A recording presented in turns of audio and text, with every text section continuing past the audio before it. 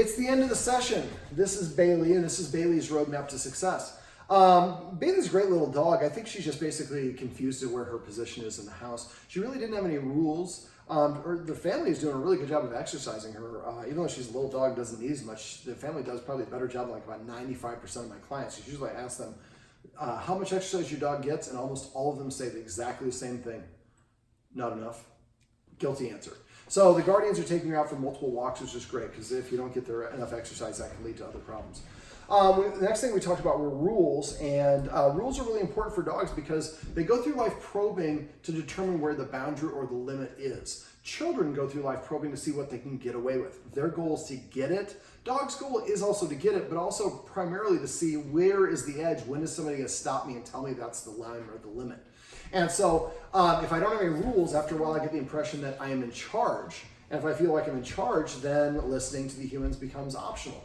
Also, we get dogs that get really barky at the door, which is one of the things that she does. So a little tip for barking at the door. I just went over this with the guardians just now, but I'll just recapitulate it here. So we use a clicker for it. So if you use a clicker, you need to prime the clicker before you ever start using it. If you don't know how to prime the clicker, just Google prime the clicker. There's a lot of videos that show you how to do it. It's really easy. So once the dog knows that the clicker means a positive association, then what we want to do is those times that she is barking like crazy, I'll go ahead and, well, I don't know where I put my clicker. It's around here somewhere, but basically I'll just say click. So basically, as soon as she starts barking, I have the clicker out and I have treats in this hand and I'm just waiting. And as soon as she stops barking, then I click and then I give her the treat and I say quiet, silence, hush, shut up, cállate, if you want to use a little Spanish, whatever word you want to use, that means to be quiet. So at first it's just bark, bark, bark, bark.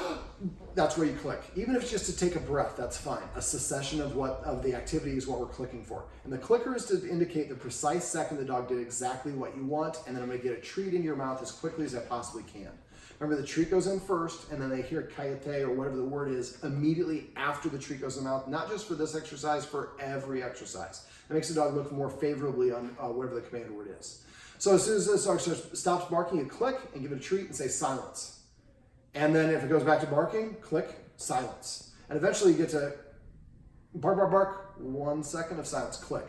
So maybe it's a half second at first before I click, or just a sliver. You gradually want to start elongating the silence. And eventually you have created a command word and you can tell the dog quiet or silence or shut up. The dog knows what you mean. Now there's two parts to this equation. First of all, do I understand what you mean? Which I think was a little bit of the confusion in this house. But also, am I inclined to listen to you? Do I respect you as an authority figure? Do I see you acting like a leader? And if I don't see those things, then I'm not going to listen to you. Because again, listening becomes optional for lack of rules. So that's why we started off by talking about rules. So one of the rules would be not being allowed on the furniture. Now she's a little lap dog. I'm sure the guardians would want to have her on the furniture, on people's laps. We can cuddle with her as much as we want. We can always go down to her level and cuddle with her. But I would recommend that should we keep her off the furniture, and for all these rules, they should be in place for a minimum of 66 days. Every time the dog breaks a rule, not quite resetting the clock, but it's pretty close. So you got 30 days in, and definitely inviting her up really resets the clock. So everybody needs to be very consistent. You need to stay up here for a second so I can finish saying this. The shot looks better when I have a cutie pie in my lap. Yes. How about if I rub your belly? Is that a good trade-off? Like, sure. So, all right. So the rules should be in place for 66 days, or if not, as long as the problem's still going on. And then after that, breaking the rule should only come with an exception, privilege from one of the humans, and that's a one-time pass.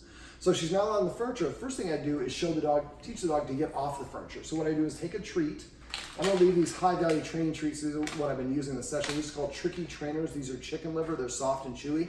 You can get a bag about 3 times the size on Amazon for about $10, and I would recommend getting a couple. Make sure you burp all of the air out of the bag every time you zip it shut.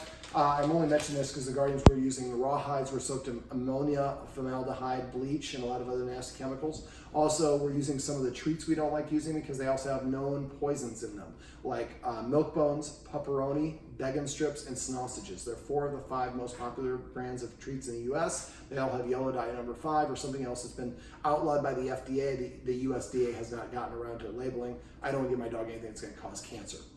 while we're on the subject, feeding your dog carrots and broccoli have cancer-fighting properties to them.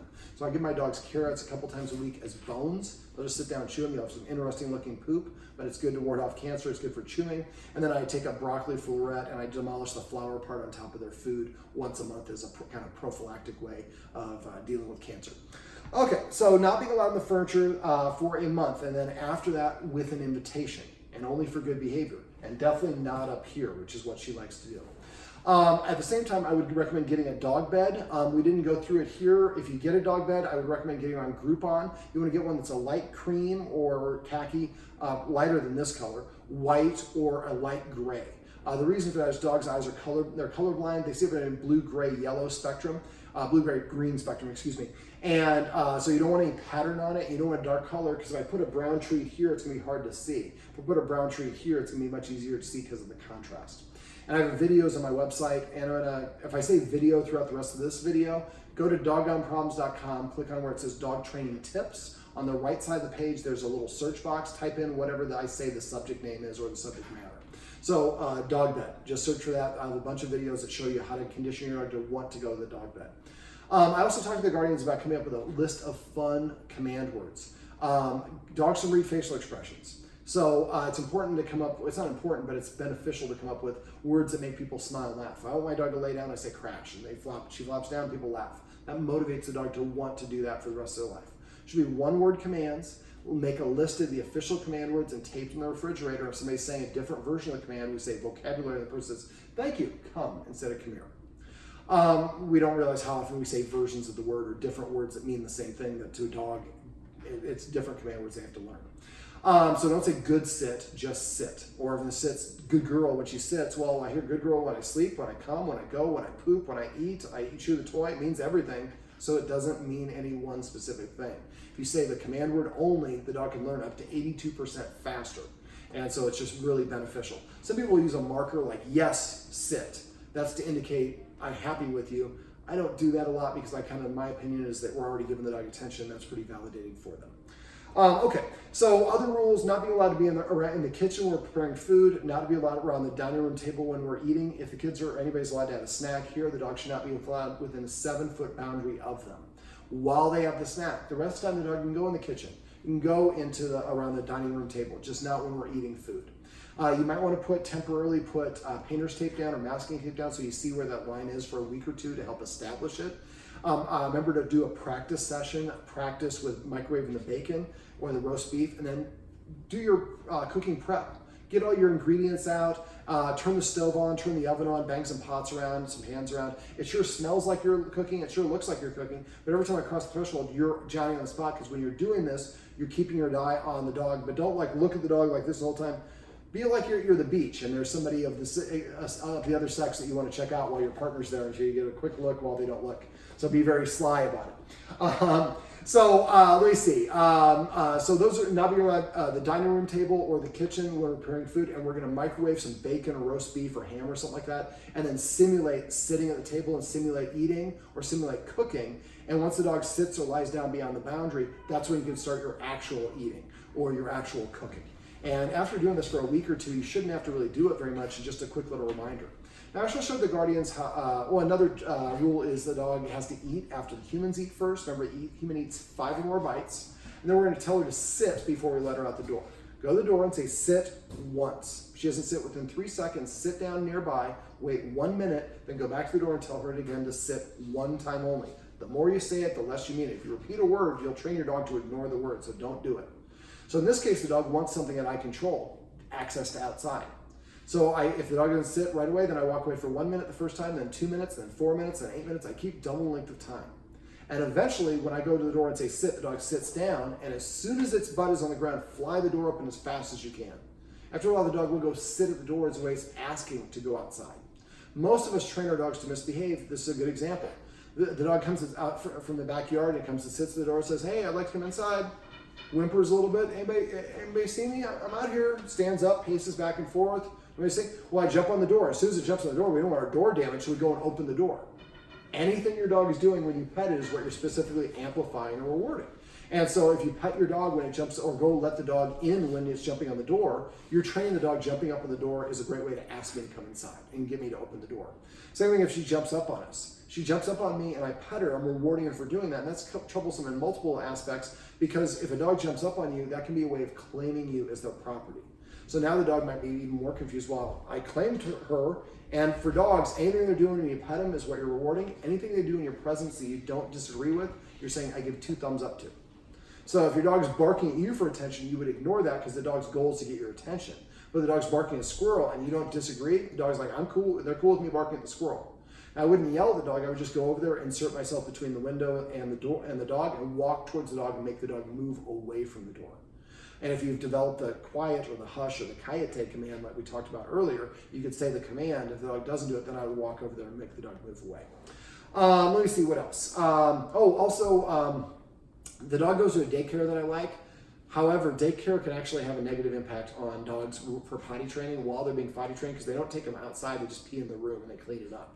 So a dog does practice doing it in front of humans. So if you have a dog that has some potty training issues, that can be problematic. I would specifically, if you're going to continue doing that, I would ask them if they could please take the dog out once an hour, tell them what your command word is, and ask them if you could please, just as soon as she pees or poops, say the word business or whatever the word you want to use, and then pop a treat in her mouth. And if they have any questions about it, just say, can you talk to David about this? Because he's the one that told us about this, and he teaches puppy classes here. If it's a different one at Portal, that's another one of my instructors, but I think you're the one center, right? Yeah. Okay. And the video above, well, no, we didn't do a video on potty training. No, we did it on potty training. Yeah. So I forgot what we did the video on. So just reference that one, or have the Dog 12 people watch it, and they'll be on board with it. All right. So let me see. What other rule? Those are examples of rules. I also don't let a dog run out the door ahead of me or up and down stairs ahead of me. For dogs, whoever's in front is in charge. On a walk, she should be next to you, not in front of you or all over the place. If you have problems with a walk, let us know. We can send a trainer out. Teach her to walk with a nice loose leash next to you. It's really enjoyable. Let me see, what else? We also talked about petting with a purpose and passive training. Petting with a purpose is the dog tells me to pet her. I'm going to give her a counter order. Tell her to sit. When she sits, I'm going to pet under the chin to facilitate that nose up. Pet her anywhere you want. You scratch her butt. Just don't ever reach and pet her on top of the head. That often creates a down nose orientation. So pet her under her chin and say sit. Only sit, not good sit. If she's already sitting here, ask her to sit over here, or ask her to lay down. Don't ask her to shake. And then, so what we're saying to the dog is, if you tell the human what to do, nothing happens. But if the human tells you what to do and you do it, you get a benefit, you get a reward. Now the dog is now motivated to want to do those things. After a while, the dog will come up in front of you. I know you want to get down, sweetheart. Just give me another minute or two and we'll be done. The dog will start coming in front of you and sitting down to prepay for attention. When she does that, make sure we pet and recognize at least a little bit. Otherwise, she's going to go back to jumping up on you or nudging you or whatever it is. If we take away the furniture, that takes away a little bit of access. She's probably going to come up more jumping on us. So make sure that you give her that command order, tell her to sit. When she sits, put her on chin and say sit, and then pet her as much as you want. And be careful you don't say sit, because sit and sit are completely different command words. So say it consistently. All right, so that's petting with a purpose, and I use the word paycheck. If I suspect someone's petting without a purpose, that person has to stop petting, tell the dog to sit or do something right, and then pet her on the chin, say sit, and say, actually, Dad, I did it right the first time, but thanks for reminding me, because I do forget to do it from time to time. Remember, it's constructive and positive. It's not a, gotcha, paycheck, you busted. The other thing is passive training. Passive training is waiting for the dog to organically offer you the behavior on its own. So if every time she yawns, you pet her and say yawn, you can train her to yawn on command. I trained one of my dogs to stretch on command. So every time she comes to you, pet her and say come. Every time she lays down, pet her and say we decided to crash. Every time she sits, pet her and say sit. Name all of her individual toys. She brings her the blue football, call it blue or Duke or football or whatever you want to call it. So that way you can have a vocabulary or you're establishing a vocabulary that makes you have more effective communication. So every time she takes a bite of food, say whatever the one word command is to eat food. I say water every time dog drinks water. They don't need to learn how to drink water, but what if I'm on a hike and we're at a stream and there's not going to be water? We're going to hike for 2 hours, then turn around and hike back. So the dog's not going to have access to water for 4 hours. I need you to load up. Well, you can lead the dog to water, but you can't make him drink unless you create a command word. So you say water, the dog may or may not want to do it, but at least you have established it, and that's super duper easy. Every time a dog takes a drink of water, say agua, water, drink, happy hour, Merlot, whatever your favorite cocktail is. Again, I like using fun command words. I use, for passive training, I use testify as my recognition word. So if somebody says testify, I look at the dog, and whatever the dog's doing, I reach over and pet it. If it's standing, I assume it came and pet it and say come. If it's sitting, sit, so on and so forth. Every time yeah, she got a stinker back there. So if she is really gassy, you might want to talk to the nice ladies at the green spot. Tell them what you're feeding her. Just like us, sometimes there's foods that we like that don't agree with us. See the commercial, like where the food, don't let your food smack you around. Well, I don't eat food that generally doesn't, my society doesn't like, but if you really like it, you have to take Tums or something like that. Well, for her, if we can just give her some food that she actually likes, that agrees with her system, then we take care of that olfactory issue. And I would recommend getting a bag of bully sticks, because when she does have high value items, I showed the guardians how to teach her to drop. It's also a video on Dog Not Problems you can watch. Actually, while we're at it, let's go through some housekeeping. Petting with a purpose, there's videos for that. Passive training, videos for that. Dog bed, videos for that. Over a touch targeting game, we have videos for that. We also went over how to leave the room, video for that. Wait at the door, claim the door. I have videos on my website for a lot of different stuff. Using the dog bed, I think I already said. So go to the green spot. You can take her there if it's convenient. We're kind of far away from the green spot, but the guardian works there. But just go in and tell them what you feed her, and just say, she's really gassy with it. And what would you suggest? And they can give you another brand. Get a really small bag and see how she likes it. What they taught me was get one bag, one brand, and then each bag get a different flavor. They still have the core components, but the flavor is going to be a little bit different. So your dog shouldn't get too gassy with it. And now you're feeding your dog something that does agree with them, and you don't have to worry about that. And I would recommend at the green spot getting the odor-free bully bites. She's a small dog. You don't need the bully sticks for her. I'd get the bully bites. I think they carry them there. I've never gotten them there. I get them from the manufacturer directly, but ask them if they'll order some for you. I'm sure they would. And then that way, when she steals something and she goes under the bed and she's in that snarling mode, we can get her to drop by practicing the drop when she has low value items. So make sure every time she has a ball or something in her mouth, just quietly pull out a treat, go over there very quietly and just hold it in front and wait for her to drop. When she drops, pop in her mouth, say drop, and don't show any interest in the item.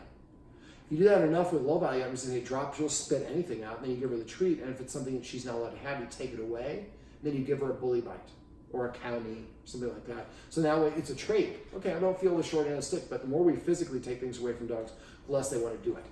Somebody's getting ants in her pants. Yes, you are. I'm going to put you down in 1 second. Yes, I know you're protesting. All right. Well, is there anything else you want me to go over? I think we covered it all. So use those watchwords, paycheck, testify, or come up with a different one if you want. Vocabulary, and I also say repeat or rerun if somebody's saying the word multiple times. Remember, only say it once, and then really I say it maximum 3 times. Come, the dog doesn't come. Then I say it in a very high-pitched voice, come! And then as soon as the dog looks at me, I crouch down. That usually attracts them. And if they don't come that second time, I don't say it a third time. I just go walk over to where the dog is and put it on a leash and take it with me. Make sure you don't do that in an aggressive way. A lot of times that'll cause the dog to not want or to run away from you, which was not what we want. And I like the guardians, go to YouTube.